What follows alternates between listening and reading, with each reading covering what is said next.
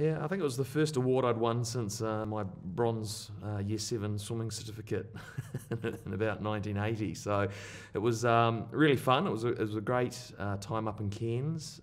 In terms of what's changed, I'm a year older, a year wiser, a year less hair than I had last year. But I think the most meaningful thing that's come out of it for me is really the people I met along the journey, and the other finalists and the other really smart, clever people that were involved in the process, and just continuing to build those networks and those opportunities that came through the awards and that process. It was really good.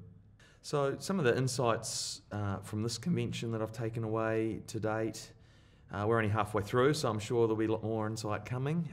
But I thought Professor Van's address to open the conference was quite telling. I think as tax professionals we can't give up asking for meaningful tax reform, even though politically that's been difficult for the last for a long time now. But I think Professor Van, by continuing to raise fundamental issues with Australia's tax system and urging all of us as professionals to continue to ask for things that we think need to be changed, to try and use bodies like the Tax Institute and all the good work they do to continue to have those debates, to make them public, to make our voices heard, and to not give up. So that was a big thing for me out of yesterday's session. And then I think just through the different plenaries that are running, I think just bringing together lots of professionals and understanding different perspectives that they all bring, and I think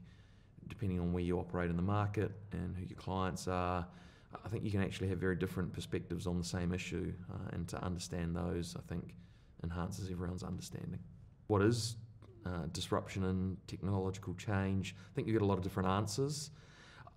To me, it's about being curious and continuing to learn, and I think that's a theme across tax, not just about technology and disruption, but being curious, understanding, talking to your peers, seeing what other people are doing in that space, I think holds you in good stead.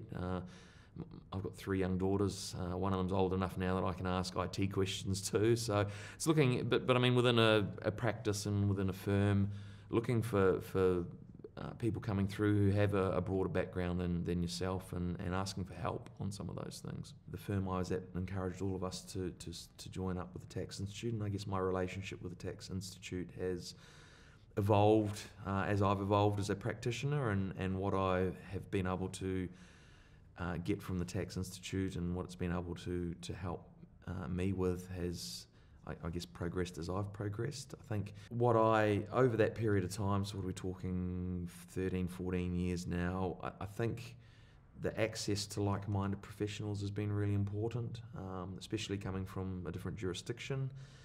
To be able to access a room full of people and like-minded tax nerds like myself has been great. I think the opportunities that the Tax Institute offers through their technical committees, in particular the work that Bob and Stephanie and Angie do on the committees, and the fact that it gives you an opportunity to feel like you're actively participating in tax policy and being able to have a platform to voice ideas and try and move the tax system ahead as a whole. I think that's really important work, and that's really helped with my career in terms of building a network and your profile. So far as the future of tax and the future of the tax profession, the song "The Future's So Bright I Gotta Wear Shades" springs immediately to mind. I'm an eternal optimist, so I think it's great. I think tax will, as a practice area, will continue to get even more complicated. People talk about tax simplicity, but I just don't think that's happening. So I think there'll be a continued drive to make sure that those of us who are practicing in tax continue to be at the top of our game technically and professionally, that we continue to strive. There'll be a demand for good tax advisors who are able to take very complex technical subject matter and explain that to people and break that down, and that will require continued work with bodies like the Tax Institute that allow you the tools to do that.